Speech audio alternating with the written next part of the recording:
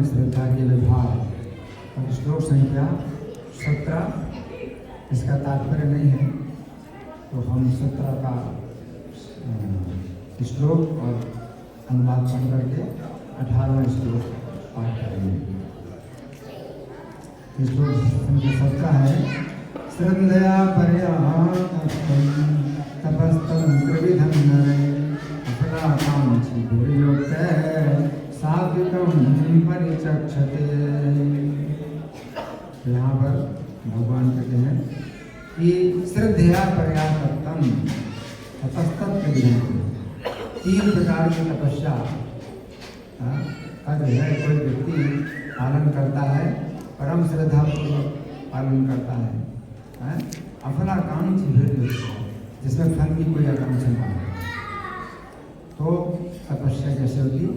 सात्विक होगी। तो जब कोई व्यक्ति तपस्या करता है, भगवान ने 3 प्रकार की तपस्या बताई, शरीर की तपस्या और वाणी की तपस्या और मन की तपस्या। शरीर की तपस्या में जो है भगवान की पूजा करना, ब्राह्मणों की पूजा करना, विद्वानों की पूजा करना, देव गुरु का पूजन, शौचम और शरीर की पवित्रता,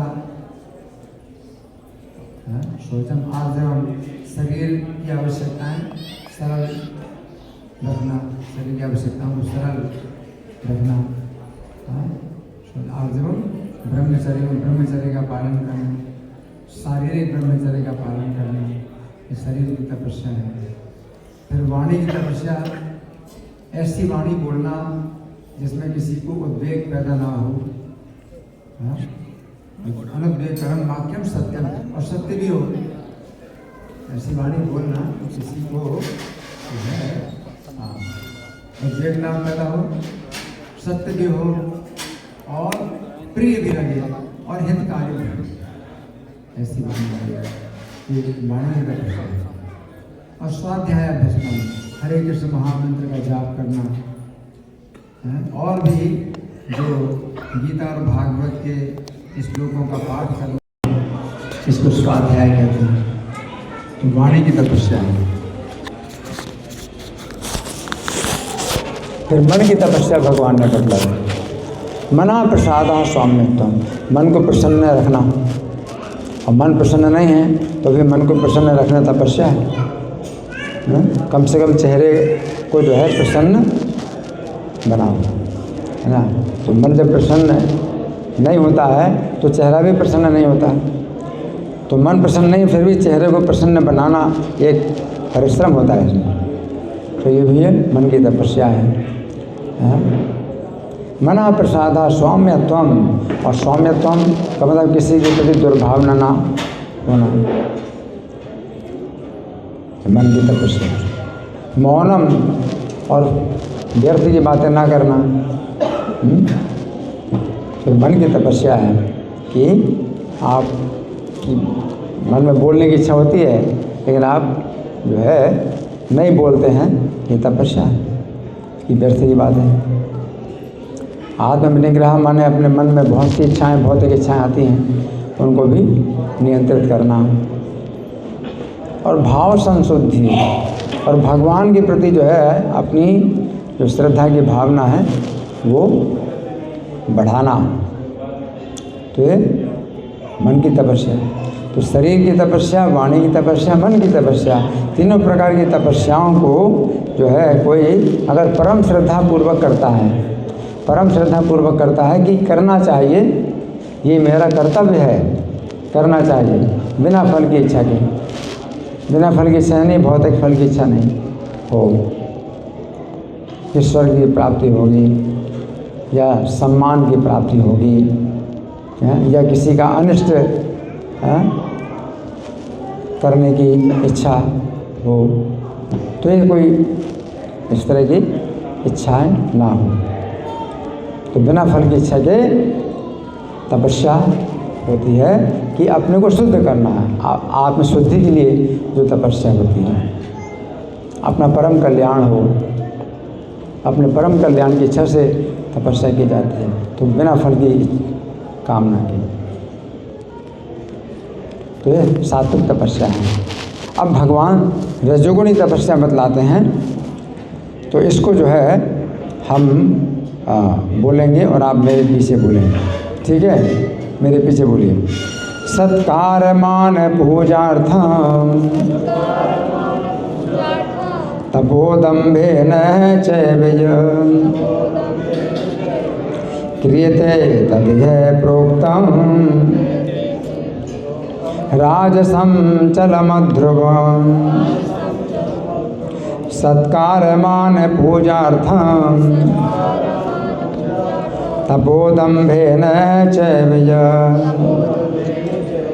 क्रियते तदिह प्रोक्तम् राजसं चलमध्रुवम्। शब्दार्थ मेरे पीछे बोलिए।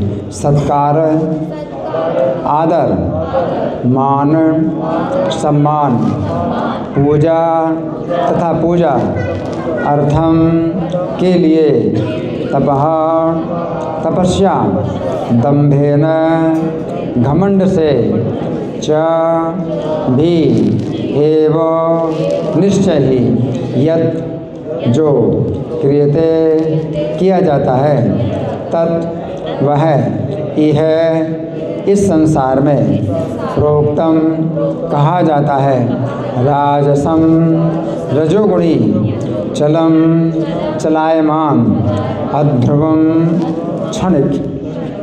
अनुवाद मेरे पीछे बोलिए। जो तपस्या दम्भ पूर्वक तथा सम्मान, सत्कार एवं पूजा कराने के लिए संपन्न की जाती है, वह रजोगुणी कहलाती है।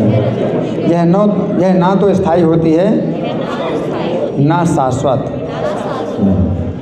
तो यहाँ धागा लगाकर प्रार्थना निकालेंगे। भूमिका में पहला पेज है, तो आप लोग मेरे साथ बोलने का प्रयास करें।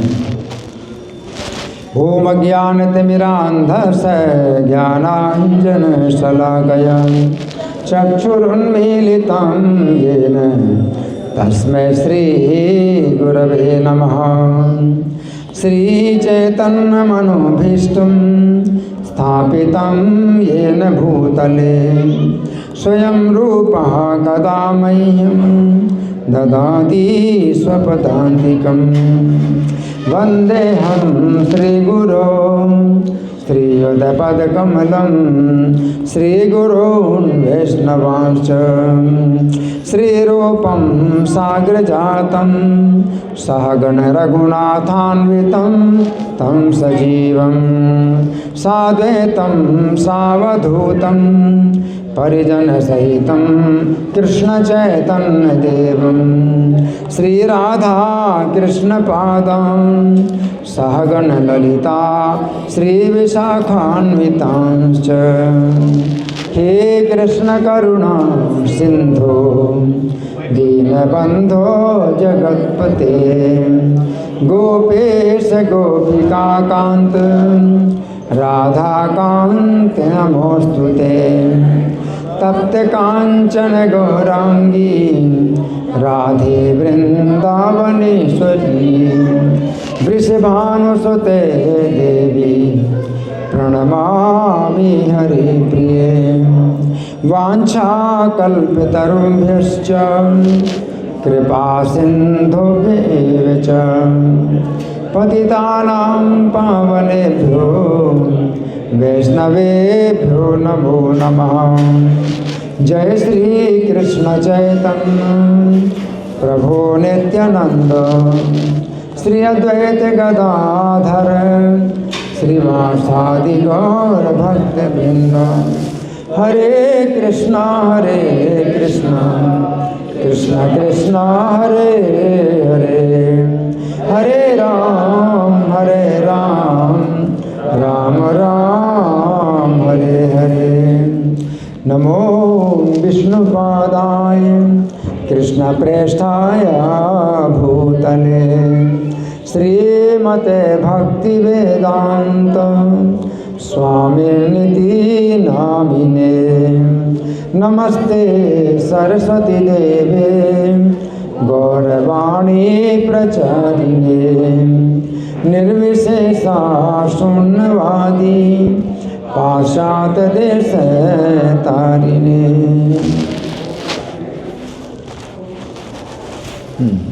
श्लोक फिर से निकालेंगे, श्लोक को समझेंगे।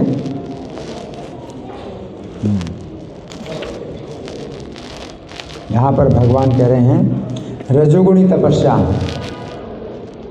सत्वगुणी तपस्या कैसी होती है वो बताया गया कि बिना किसी फल की कामना के केवल अपने कल्याण के लिए, अपनी शुद्धि के लिए जो तपस्या की जाती है वो सत्वगुणी होती है।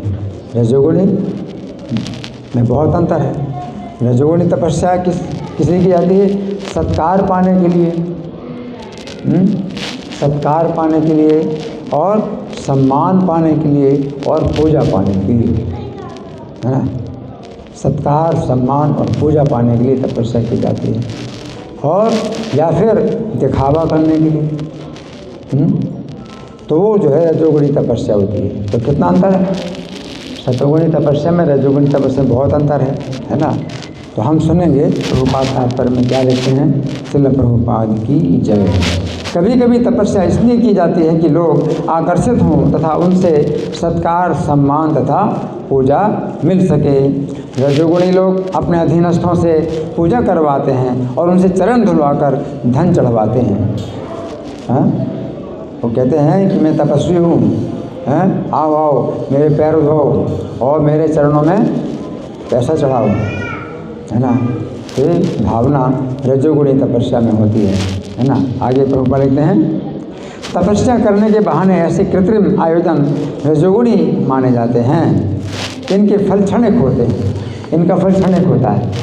फल क्षणिक होता है इसका मतलब क्या है कि सत्कार, सम्मान और पूजा उस समय तो मिल गई और बाद में फिर जो है लोग भुला देते हैं, सब दिमाग से निकल जाता है, कुछ उसका स्थायी फल नहीं होता। तो उसको कहते हैं कि चलम, उसका जो फल है वो चलायमान होता है, चला जाता है। या अध्रुवम, अध्रुवम का मतलब है अनिश्चित होता है, मतलब वो भी नहीं पक्का कि मिलेगा ही। सत्कार सम्मान भी हो सकता ना ही मिले। सत्कार सम्मान पाने के लिए कोई पूजा करता है, तपस्या करता है, तो वो हो सकता है कि उसमें सत्कार सम्मान भी ना मिले। तो हम सुनेंगे श्री भगवान ने कहा में इसकी कैसी व्याख्या हुई है, बड़े ध्यान से सुनिए। तो पिछले श्लोक में श्री कृष्ण ने बताया था कि यदि तीनों प्रकार की तपस्या परम श्रद्धा के साथ की जाती है और जिस तपस्या में भौतिक फल की इच्छा नहीं रहती है वो तपस्या सात्विकी है। उस समय अर्जुन के मन में इस प्रकार की जिज्ञासा उत्पन्न हुई, मतलब अर्जुन ने सामने तो प्रश्न नहीं किया लेकिन मन में जिज्ञासा कि श्री कृष्ण ऐसी तपस्या का तो वर्णन किया जो सत्वगुण में होती है, परंतु अब यदि श्री कृष्ण रजोगुणी तपस्या का वर्णन करें तो श्री कृष्ण की अत्यंत कृपा होगी। महाराज जी का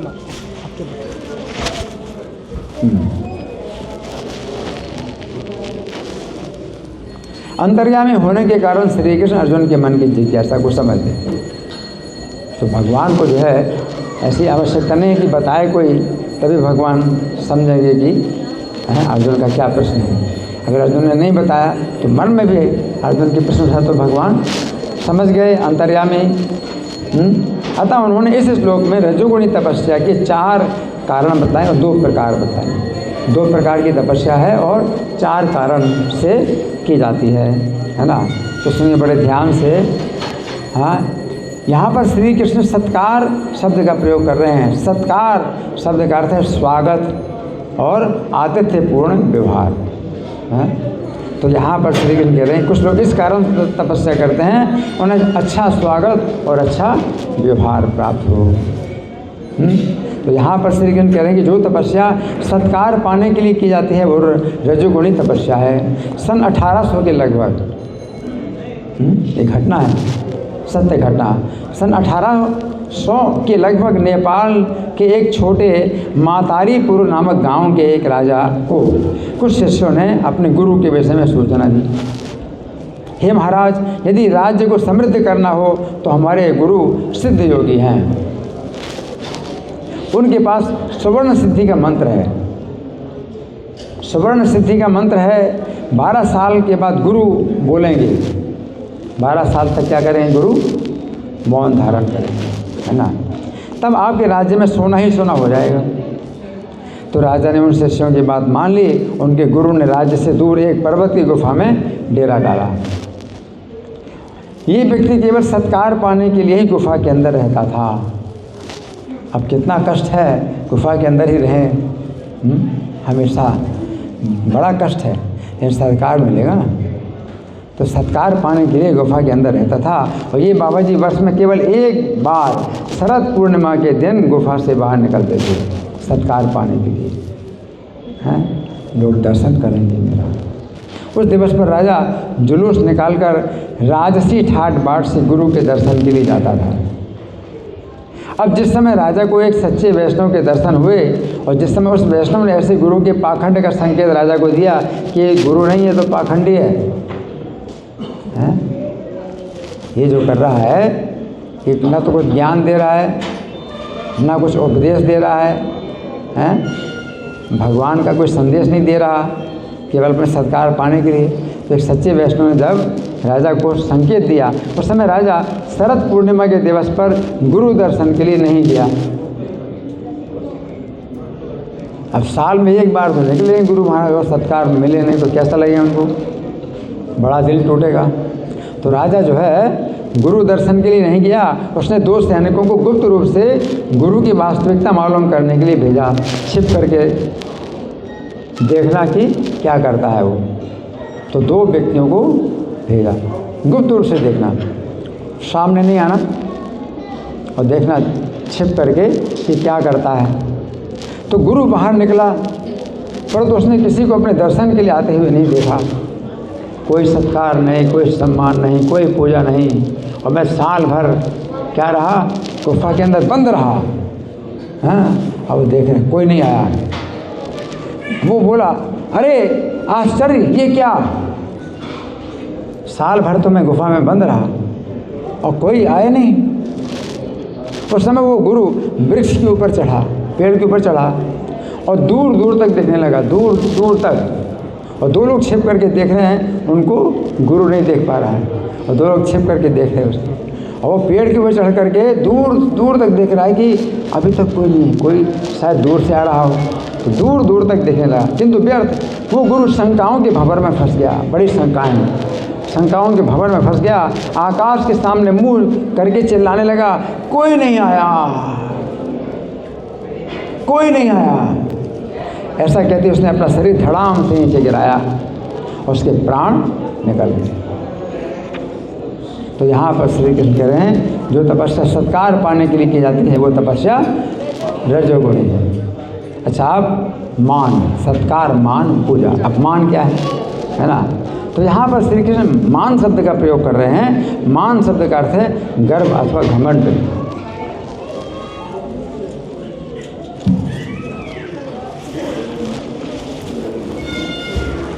मान का अर्थ है गर्व अथवा घमंड। जिस समय व्यक्ति इस गर्व से तपस्या करता है कि मैं बहुत तपस्वी हूँ, उस समय ऐसी तपस्या रजोगुणी होती है। तो यहाँ पर श्री कृष्ण कह रहे हैं कि जो तपस्या गर्वपूर्वक की जाती है वो तपस्या रजोगुणी है। चैतन्य भागवत के मध्य खंड के अंतर्गत अध्याय संख्या 23 में वर्णन आता है कि नवद्वीप में एक ब्रह्मचारी रहता था। कौन? ब्रह्मचारी रहता था। वो बड़ा तपस्वी था। वो सदा दूध ही पीता था, अन्न नहीं खाता था। वो श्री चैतन्य का कीर्तन देखना और सुनना चाहता था। उसकी इच्छा समझकर श्रीवास उससे बोले, मैं तुम्हें जानता हूँ, तुम तो सदा से ब्रह्मचर्य सहित दूध पीते हुए ही रहते हो, अतः संकीर्तन देखने का तुमको अधिकार है। परंतु वहाँ जाने के लिए किसी को श्री चैतन्य की आज्ञा नहीं। चैतन्य महाप्रभु भगवान है, तो भक्तों की सेवा और किसी को अंदर नहीं आने देते थे कीर्तन में। अतएव छिप करके रहना होगा। और श्रीवास जी का घर था, तो अपने घर में भगवान जो है किसी को आने नहीं देते, और घर तो श्रीवास जी का है। तो श्रीवास जी ने कहा कि तुम जो छिप करके रहना। अब जिस समय श्री चैतन्य संकीर्तन करने लगे, उस समय उन्होंने पूछा, क्या कोई बाहरी व्यक्ति यहाँ छिप कर बैठा है? भगवान तो अंतर्यामी है। भगवान संकीर्तन करने लगे और फिर पूछने लगे सबसे, क्या कोई बाहरी व्यक्ति यहाँ छिप कर बैठा है? श्रीवास ने डर कर कहा, प्रभु एक ब्राह्मण जो सदा दूध ही पीता है वो तो एकांत में अवश्य बैठा है। उस समय श्री चैतन्य ने कहा, दूध पीने से ही क्या मुझमें भक्ति हो जाती है? भगवान ने जो है डांट करके कहा, दूध पीने से ही क्या मुझमें भक्ति हो जाती है? असुर भी तो तप करता है, असुर भी तो तप करता है, मैं ये गर्व चूर्ण कर दूंगा। उस समय उस ब्राह्मण ने श्री चैतन्य की शरण ली और श्री चैतन्य ने उससे कहा, मैं तप करता हूँ, इसका बल मत रखो। बस इतना सुनिश्चित जान लो कि श्री कृष्ण भक्ति ही श्रेष्ठ है। इस प्रकार वो तपस्वी अपनी तपस्या का बल छोड़कर भक्त बना। तो यहाँ पर श्री कृष्ण कह रहे हैं कि जो तपस्या गर्वपूर्वक की जाती है वो तपस्या रजोगुणी है। अच्छा, अब तीसरा शब्द क्या है?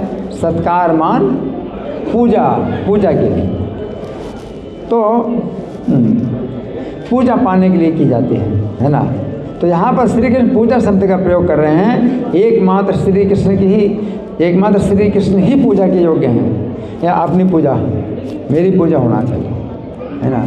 तो श्री कृष्ण एकमात्र पूजा के योग्य हैं। यदि हम किसी वैष्णव अथवा गुरु की पूजा करते हैं, उस समय हमारी यही भावना होती है कि चूँकि ये वैष्णव अथवा गुरु हमें श्री कृष्ण का संदेश प्रदान करते हैं, इसीलिए ये भी पूजा पाने के अधिकारी हैं। परंतु यदि कोई व्यक्ति श्री कृष्ण से स्वतंत्र होकर के पूजा पाने के लिए तपस्या करता है, वो तपस्या रजोगुण है। प्रभुपाद ने अपनी पूजा कराई, किस प्रकार से पूजा कराई कि शास्त्र में बताया गया है कि गुरु की पूजा भगवान की पूजा के समान होनी चाहिए। तो प्रभुपाद ने कहा, मैं अब क्या कर सकता हूँ? मतलब प्रभुपाद अपनी पूजा नहीं कराना चाहते, ये शास्त्र की आज्ञा है कि गुरु की पूजा भगवान की पूजा के समान होनी चाहिए, तो अब मैं क्या कर सकता हूँ? तो प्रभुपाद जो है अपनी पूजा नहीं कराना चाहते। लेकिन भगवान प्रसन्न नहीं होंगे, भगवान प्रसन्न नहीं होंगे अगर आप प्रभुपाद की पूजा नहीं करोगे, भगवान की पूजा करोगे, भगवान अपनी पूजा स्वीकार नहीं करें। तो प्रभुपाद अपनी पूजा कराते, लेकिन अपनी पूजा कराने का उनका कोई भी विचार नहीं होता था। वो कराते थे तो अपने को योग्य नहीं समझते पूजा के, लेकिन पूजा कराते भगवान की प्रसन्नता के लिए। हाँ, तो यदि कोई व्यक्ति श्री कृष्ण से स्वतंत्र होकर पूजा पाने के लिए तपस्या करता है, वो तपस्या रजोगुणी है ना। तो यहाँ पर श्री कृष्ण कह रहे हैं कि पूजा पाने के लिए जो तपस्या की जाती है वो तपस्या कैसी है? रजोगुणी है। तो भागवत के 7वें स्कंध के अंतर्गत अध्याय संख्या 4 वर्णन आता है, जिसमें हिरण्यकशिपु ने अपनी तपस्या के द्वारा ब्रह्मा जी से वर प्राप्त कर लिया। उस समय वो मनुष्यों, गंधर्वों, चारणों, विद्याधरों, महामुनियों, यक्षों, पिशाचों और भूत प्रेतों को जीत कर उन सभी से अपनी पूजा करवाने लगा। क्या मैंने फालतू में तपस्या की है? करो मेरी पूजा, चलो आओ। किनको बोलता था? मनुष्यों को, गंधर्वों को, चारणों को, विद्याधरों को, महामुनियों को, यक्षों को, पिशाचों को, भूत, सब चलो चलो मेरी पूजा करो, है ना।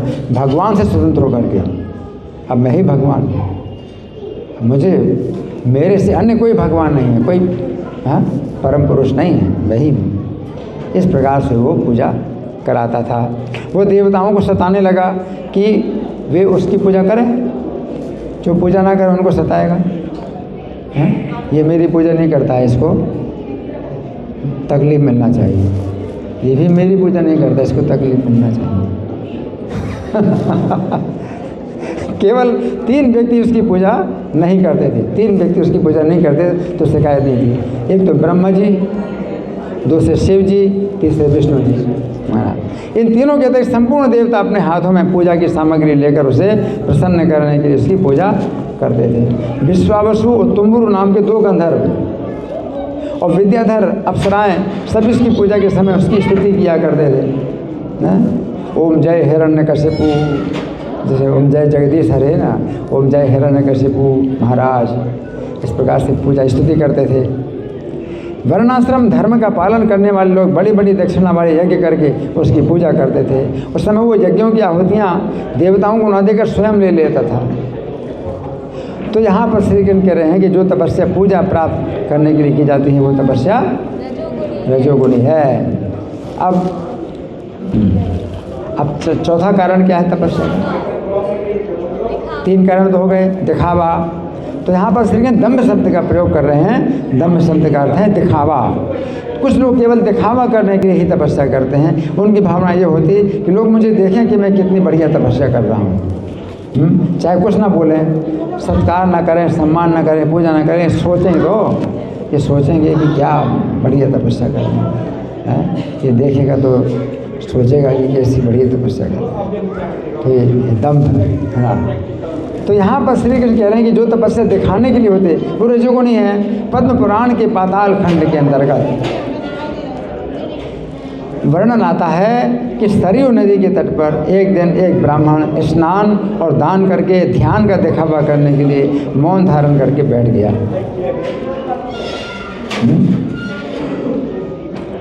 उस समय उसके पास बहुत से मनुष्य आए और उसने उन सभी को ठगने के लिए दम्भ प्रकट किया। ठगने के लिए दम्भ प्रकट किया यानी दिखा रहा है। क्या दिखा रहा है? कि मैं जो है ध्यान कर रहा हूँ। जबकि ध्यान किस बात का कर रहा है? कि ये लोग मुझे देख रहे हैं और समझ रहे हैं कि मैं इनको नहीं देख रहा। तो ध्यान तो इस बात का कर रहा है कि ये देखें मुझको कि मैं कैसी तपस्या कर रहा हूँ। ध्यान इस बात का कर रहा है ना। तो उसने दम्भ प्रकट किया, बच्चे को बाहर ले जाए। हरि बोल। उसी समय महातेजस्वी दुर्वासा मुनि इच्छानुसार विचरते वहाँ। और दुर्वासा मुनि बहुत तेजस्वी हैं। उनकी आँखों जो है अंदर तक देख लेती हैं। किसी की दृष्टि डालते हैं ना तो बाहर से देखते हैं और अंदर से भी देख लेते हैं पूरा। दुर्वासा मुनि कोई उनको मूर्ख नहीं बना सकता, बड़े तेजस्वी हैं। दुर्वासा मुनि आए और सामने खड़े होकर उस दम्भी को देखने लगे। अब खड़े होकर देखने लगे उसको। दुर्वासा मुनि देखने लगे। उसने मौन धारण कर रखा था। ऐसी स्थिति में वो ना तो दुर्वासा जी के सम्मान के लिए खड़ा हुआ। क्यों नहीं खड़ा हुआ? क्योंकि मैं थोड़ी देख रहा हूँ, वो देख रहा है दुर्वासा मुनि को, लेकिन दिखा रहा है कि मैं तो देख नहीं रहा, मुझे तो पता ही नहीं चला, तो खड़ा नहीं हुआ। और उनके प्रति कोई स्वागतपूर्ण वचन भी मुँह से नहीं निकाला, है ना। जब मुझे पता ही नहीं तो क्या, फिर मैं मौन व्रत भी तो धारण किए हूँ, है ना। तो मौन व्रत बहुत आवश्यक है। चाहे किसी का आदर सत्कार ना हो, मौन व्रत धारण किए तो देखेंगे भाई मौन धारण किए हैं, महान तपस्वी है। दुर्वासा मुनि समझेंगे उसको महान तपस्वी है। उसे दम्भ करते देखकर उन्होंने साफ दिया। दुर्वासा मुनि उसको साफ दे दिया। साफ दिया, अधम तपस्वी तो सरयू के तट पर ऐसा घोर दम्भ कर रहा है। ये तपस्या नहीं है, क्या है तेरा? दम्भ है। और सरयू नदी के तट पर बैठा है और ऐसा दम्भ कर रहा है, अतः पशु योनि को प्राप्त हो जाए। तो पशु बन। जिस समय उस ब्राह्मण ने दुर्वासा जी को प्रसन्न किया, उस समय उन्होंने कहा तो श्री राम के अश्वमेध यज्ञ का घोड़ा बनेगा। बहुत बड़ी बात होगी। वो साथ जो है बहुत बड़ा वरदान बन गया कि श्री राम के अश्वमेध यज्ञ का तो घोड़ा बनेगा। फिर उनके हाथ के स्पर्श होने से तू दम्भहीन दिव्य रूप धारण करके परम पद को प्राप्त करेगा। श्री राम स्पर्श करेंगे तो तेरा दम्भ सब चला जाएगा, दिव्य रूप प्राप्त हो जाएगा और परम धाम को प्राप्त कर लेगा। तो यहाँ पर श्री कृष्ण कह रहे हैं कि जो तपस्या दिखाने के लिए होती है वो रजोगुणी है। तो 4 कारणों से तपस्या होती है रजोगुणी तपस्या। सत्कार पाने के लिए, सम्मान पाने के लिए, पूजा पाने के लिए, दिखावा करने के लिए, 4 कारणों से होती तपस्या। अच्छा, अब 2 प्रकार का फल है ना। तो तपस्या का फल या तो चल होता है या नाशवान होता है। नहीं, चलम मतलब नाशवान। तो पहला तो तपस्या का फल नाशवान होता है। तो यहाँ पर श्री कृष्ण कह रहे हैं कि रजोगुणी तपस्या का फल चल अर्थात नाशवान होता है। हिरण्यकशिपु के जीवन चरित्र में हम देखते हैं क्या? हिरण्यकशिपु के जीवन चरित्र में हम देखते हैं कि हिरण्यकशिपु ने तपस्या के द्वारा जितने भी वर प्राप्त किए थे कि वो दिन में नहीं मरेगा। उसने ये मांगा था, दिन में नहीं मरेगा, रात में भी नहीं मरेगा, वे सभी वर उसकी मृत्यु के साथ ही नष्ट हो गए। जितने वरदान मिले थे उसकी मृत्यु के साथ नष्ट हो गए, है ना। फिर दूसरे जन्म में जिस समय उसने रावण के रूप में शरीर प्राप्त किया, उसमें फिर से उसने तपस्या की। अब दोबारा 1 से गिनती करो। अब वो नहीं कह सकता कि पिछले जन्म में मैंने तपस्या की थी तो वो मुझे फल क्यों नहीं मिल रहा।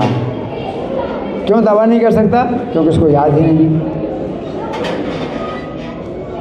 उसको याद ही नहीं कि मैं पिछले जन्म में हिरण्यकशिपु था, मैंने तपस्या की थी, ये वरदान मांगा था, अब याद ही नहीं। तो कैसे वो जो है दावा करेगा कि मुझे जो है ये वरदान ब्रह्मा जी ने दिए थे, अब ये वरदान मुझे अपने आप मिलना चाहिए, बिना तपस्या के मिलना चाहिए।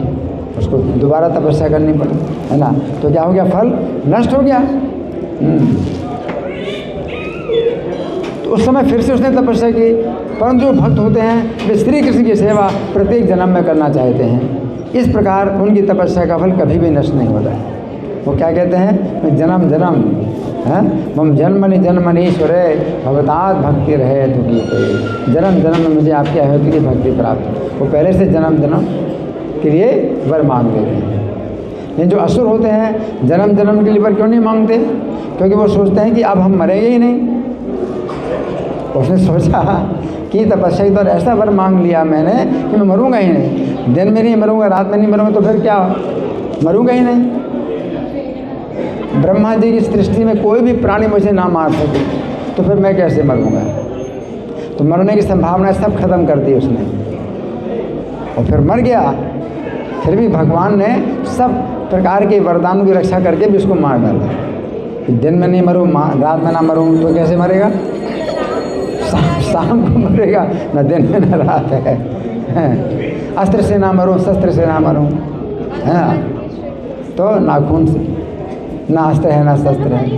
तो भगवान ने सब प्रकार की शर्तों के होते हुए भी उसके वध कर दिया और वो तपस्या का फल खत्म हो गया।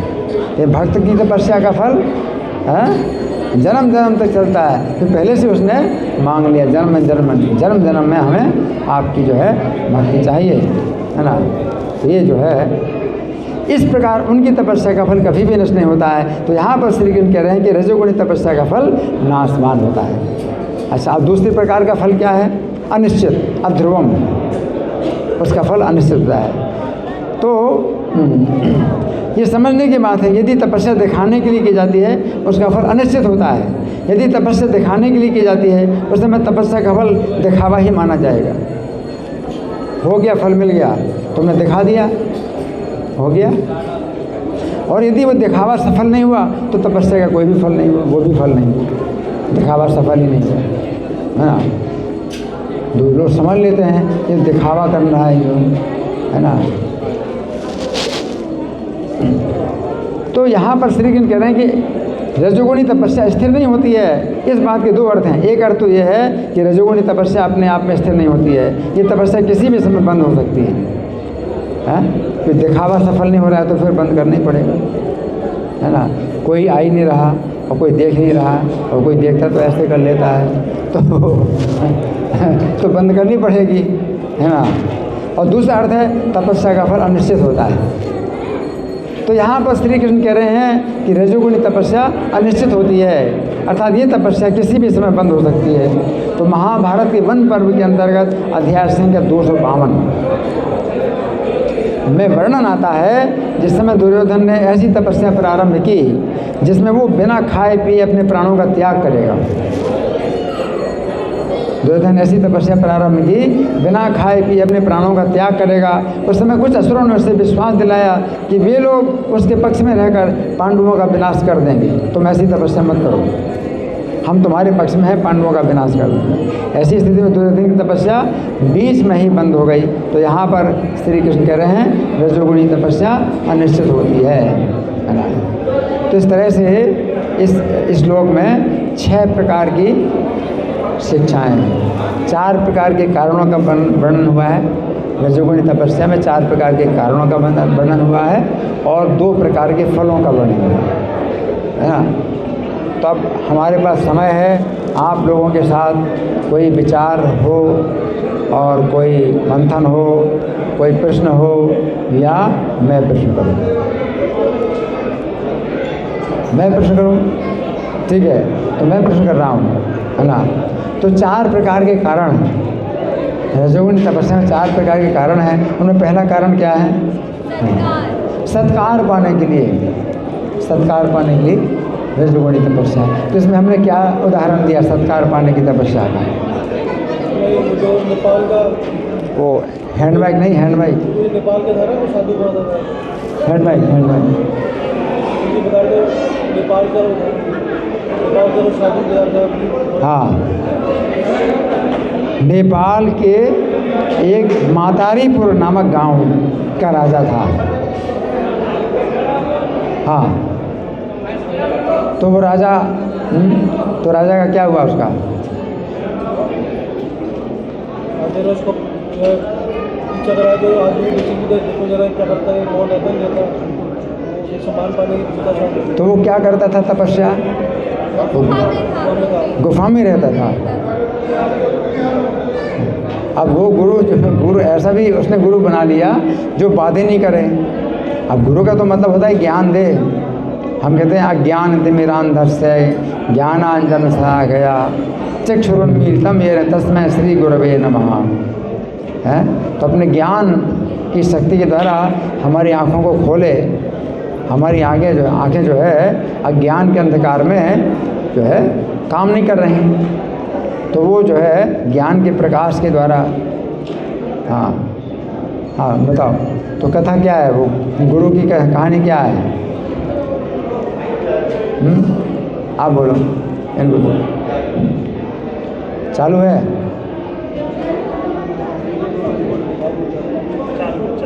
चालू है, चालू है। हाँ बोलो बोलो। नेपाल में एक माइक माइक नेपाल में एक राजा, और माइक। नेपाल में एक राजा था।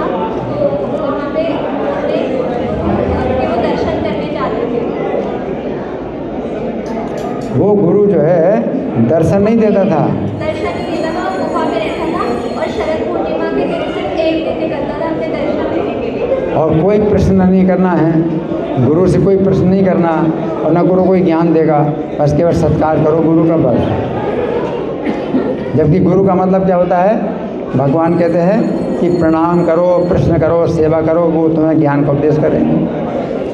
यहाँ पर कोई जो है ज्ञान का उपदेश नहीं है, वो गुरु जो है केवल अपना सत्कार कराएगा आपसे, और वो तपस्या करेगा और सत्कार करो तुम बस। तो क्या तपस्या थी उसकी? मौन धारण करना, मौन धारण करना, बात नहीं करेगा, और साल में एक बार दर्शन देगा, साल में एक बार दर्शन देगा, और उसकी सत्कार में क्या करो? जुलूस निकालो, जुलूस निकालो। वो जो है बैठेंगे, जुलूस में चलेंगे, और पूरी जनता जो है गुरु का दर्शन करेगी, और फिर अपना गुफा में चला जाएगा, है ना। फिर तो फिर एक वैष्णव ने बताया कि ये गुरु नहीं है, ये जो है पाखंड कर रहा है। तो इस बार देखो कोई नहीं जाएगा सत्कार के लिए, तो देखना क्या करना है, क्या करता है। तो राजा ने 2 व्यक्तियों को नियुक्त किया, छिप करके देखेंगे, और कोई नहीं गया सत्कार के लिए। और शरद पूर्णिमा आ गई, और गुरु महाराज निकले गुफा से, और कोई नहीं आया। तो क्या हुआ? पेड़ के ऊपर चढ़ा वो, शायद दूर से कोई आ रहा हो, एक भी व्यक्ति नहीं आया है, एक भी व्यक्ति नहीं आया सत्कार के लिए। तो क्या हुआ? उसने पेड़ पे से नीचे गिर के अपने प्राण त्याग दिए। पेड़ से नीचे गिर करके अपने प्राण त्याग दिए। तो सत्कार के बल पर वो जिंदा था। जैसे भोजन के बल पर आप जीवित रहते हैं ना, और भोजन ना मिले तो मर जाएंगे, तो सत्कार के बल पर वो जीवित था, और सत्कार नहीं मिला तो क्या हो गया? मर गया, है ना। तो सत्कार पाने के लिए कोई तपस्या करता है। और दूसरा क्या है कारण? सम्मान। इसका क्या उदाहरण दिया?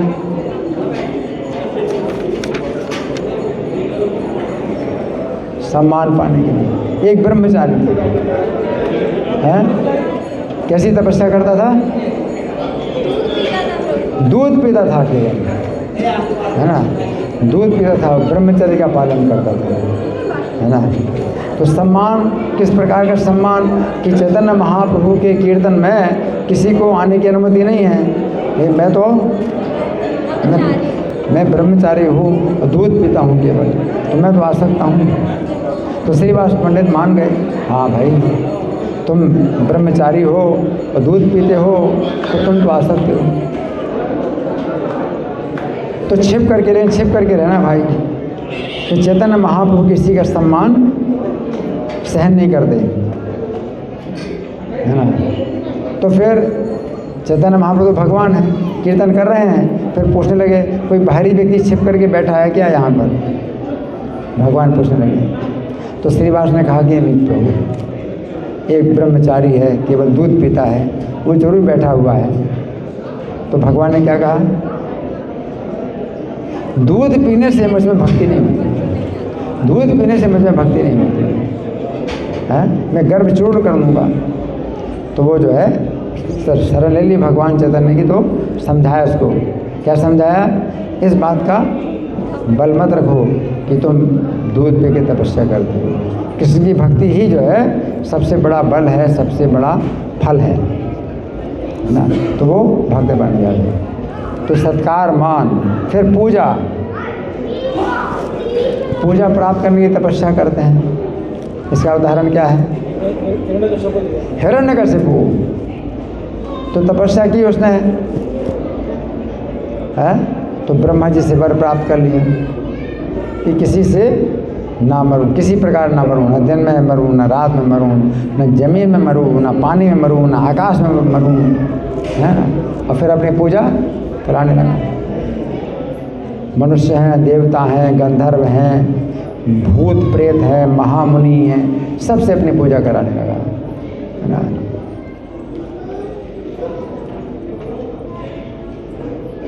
इस प्रकार से हिरण्यकशिपु जो है ने तपस्या की थी।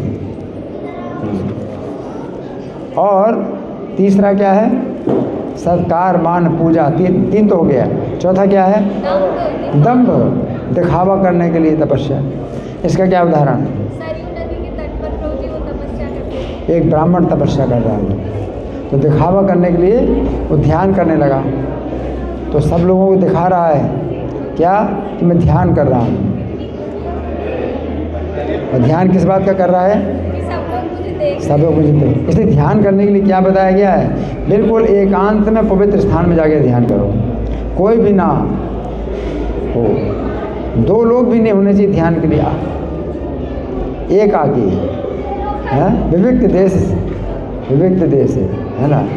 योगी युंजित सततम आत्मानम रहस्य स्थितः एकाकी यदि चित्तात्मा। एकाकी, एक तो रहस्य यानी एकांत में ध्यान करना है, और एकांत में भी अकेले ही, दुकेले भी नहीं। एकाकी यदि चित्तात्मा ध्यान की विधि है। लेकिन आजकल ध्यान सिखाया जाता है किसमें? पब्लिक में। हम ध्यान सिखाते, सब लोग जो है ध्यान करो।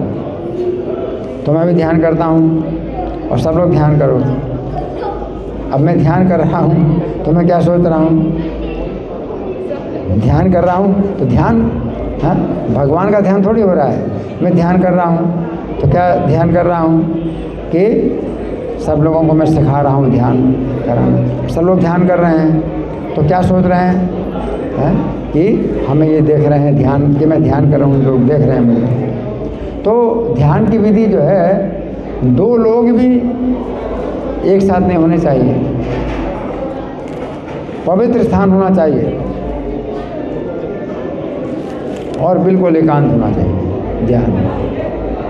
और ध्यान में फिर क्या है कि आप अपने लिए भोजन तक नहीं बना सकते। वन में बिल्कुल अकेले आप अन्न भी नहीं उगा सकते, आग भी नहीं जला सकते। तो ध्यान में फिर क्या आपको खाना पड़ता है जो है, अगर फल मिल जाएं पेड़ के तो फल खा के रहो, और फल नहीं मिलते हैं तो सूखे पत्ते खा के रहो, और सूखे पत्ते भी नहीं मिलते तो पानी पी के रहो, और पानी भी ना मिले तो हवा पी करके रहो। इस प्रकार से ध्यान करो। ध्यान की विधि बहुत कठिन है ना। तो वो ध्यान दिखावा करने के लिए कि लोग आ रहे हैं जा रहे हैं और मैं ऐसे ध्यान बैठा हूँ सबके। और क्या सोच रहा हूँ, देखो देख रहे हैं, ये सब लोग देख रहे हैं मुझको, कितना बड़ा ध्यान।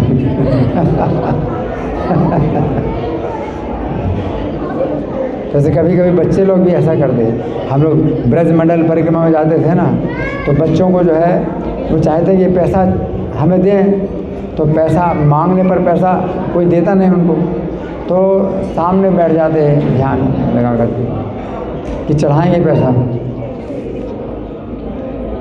तो जैसे आ रहे हैं, मतलब बहुत संख्या में भक्त लोग आ रहे हैं परिक्रमा वाले, तो सामने बैठ जाएंगे और अपने रास्ते में बैठ जाएंगे। और क्या सोचते हैं कि कोई तो पैसा चढ़ाएगा, मैं ध्यान में बैठा हूँ। इस प्रकार का ध्यान है। तो दुर्वासा मुनि ने साप दे दिया। क्या साप दिया? नहीं, पहले साप ये नहीं दिया था। पहले तो साप दिया कि तू पशु बन। नहीं, जब उन्होंने दुर्वासा मुनि को संतुष्ट किया, प्रसन्न किया, अपनी गलती मानी, तो उन्होंने कहा कि मेरा साप तो नहीं बदल सकता, लेकिन हाँ इसमें वरदान देता हूँ कि श्री राम के अश्वमेध यज्ञ का तुम घोड़ा बने, है ना। और जब वो स्पर्श करेंगे तो तुझे दिव्य रूप प्राप्त हो जाएगा और दम में चला जाएगा और परम धाम प्राप्त। तो ये जो है दम्भ है। तो ये 4 प्रकार के कारण होते हैं रजोगुणी तपस्या के। और 2 प्रकार के फल हैं। पहला फल क्या है? नाशवान होता है। तो नाशवान होता है ना। तो उसमें हमने क्या उदाहरण दिया? हिरण्यकश्यप की तपस्या नष्ट हो गई, उसके शरीर के साथ उसका तपस्या का फल भी नष्ट हो गया। जो फल प्राप्त किया था उसने, जो फल प्राप्त किया था तपस्या का फल, वरदान, क्या? ना दिन में मरूं, ना रात में मरूं, ना शस्त्र से, ना अस्त्र से, ना जमीन में, ना पानी में और ना आकाश में, ना घर के अंदर, ना घर के बाहर, ना मनुष्य से, ना पशु से। तो भगवान कैसे बने? ना मनुष्य थे, ना पशु थे, है ना। और घर के अंदर भी नहीं था, बाहर भी नहीं था। कहाँ था? दिल्ली में था, चौखट में मारा। और जमीन में भी नहीं था, आकाश में भी नहीं था, पानी में भी नहीं था। कहाँ था? भगवान की गोद में था। आप नहीं कह सकते जमीन में मारा भगवान ने, आकाश में मारा है या पानी में मारा। तो सब बातों को जो है रक्षा करते हुए उसका वध कर दिया। और फिर अगले जन्म में रावण बना। तो उसने फिर दावा तो नहीं किया कि मुझे तपस्या का फल मिलना चाहिए, पिछले जन्म में तपस्या की थी। क्यों? याद ही नहीं रहा। तब कैसे दावा करेगा कि पिछले जन्म में मैं हिरण्यकशिप था और मैंने तपस्या की थी, वो उसका फल जो है अब क्यों नहीं मिल रहा मुझे? तो इस तरह से तपस्या नष्ट हो गई, है ना। और फिर दूसरा तपस्या अनिश्चित अध्रुवम, चलम का पता चली जाती तो हो गया। और दूसरा है अध्रुवम, अनिश्चित, हो सकता है वो फल ना मिले, है ना। तो इस तरह से जैसे दुर्योधन की तपस्या है, तो दुर्योधन की तपस्या बीच में ही बंद हो गई, है ना। तब तो इस तरह से हमने चर्चा की है रजोगुणी तपस्या की, है ना। सतोगुणी तपस्या और रजोगुणी तपस्या में क्या अंतर है? सतोगुणी तपस्या रजोगुणी तपस्या में क्या अंतर है? कौन बताए? माइक आपके पास? माइक। सतोगुणी में आदमी किसी फल की आशा नहीं करता। हाँ। रजोगुणी में आदमी आशा करता है ये मिल जाए। हाँ, जैसे ध्रुव महाराज ने तपस्या की, है ना। तो किसने तपस्या की थी? हालांकि उनकी इच्छा थी कि मुझे जो है अपने पिता से भी बड़ा पद प्राप्त हो। वो मतलब कुछ रजोगुण तो था उनके अंदर, मुझे अपने पिता से बड़ा पद प्राप्त हो। लेकिन इसके लिए नारद जी ने कहा था कि भगवान को प्रसन्न करना है और भगवान प्रसन्न होकर के तुम्हें ये वर देंगे। इसलिए अब तपस्या का जो फल है वो क्या हो गया, मतलब कारण हो गया कि भगवान को प्रसन्न करना। भगवान को प्रसन्न करने के लिए भगवान प्रसन्न होकर के आएँ और मुझे वर दें। तो भगवान प्रसन्न है, भगवान की प्रसन्नता जो है वो कारण बन गई कि भगवान प्रसन्न हो। नारद जी ने कहा भगवान को प्रसन्न करो तो वो तुम्हें वर देंगे। तो भगवान का दर्शन होना चाहिए, तो भगवान का दर्शन हो, भगवान प्रसन्न हो, ये कारण बने।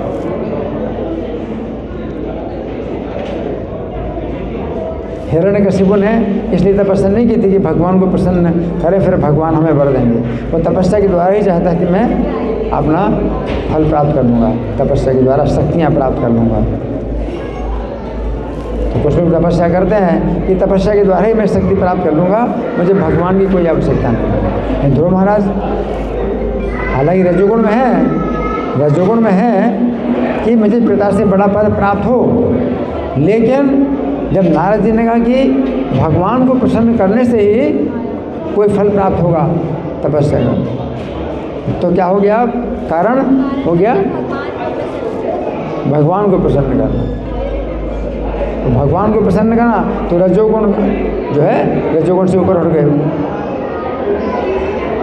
उन्होंने तीव्र तपस्या की इस भाव से भगवान प्रसन्न हो। और भगवान प्रसन्न कैसे होंगे, जब आप रजोगुण से ऊपर उठेंगे, तो रजोगुण से ऊपर उठ गए तो बहुत बड़ा कारण बन गया तो मुझे भगवान को प्रसन्न करना।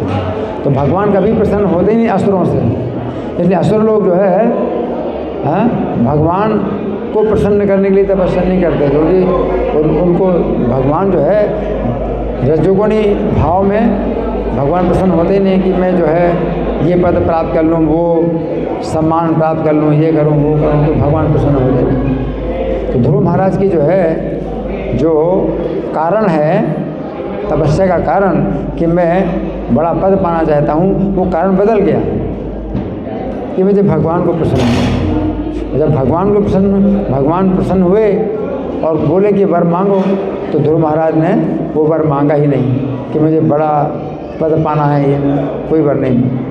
मुझे आपके भक्तों की वह संगति चाहिए जिसमें आपका मैं गुणगान सुनूं और आपका गुणगान करता रहूं, यही वर मांगो। कोई अंतर नहीं। धन्यवाद। ग्रंथराज श्रीमद् भगवद गीता की जय, श्रील प्रभुपाद की जय। हरे कृष्णा।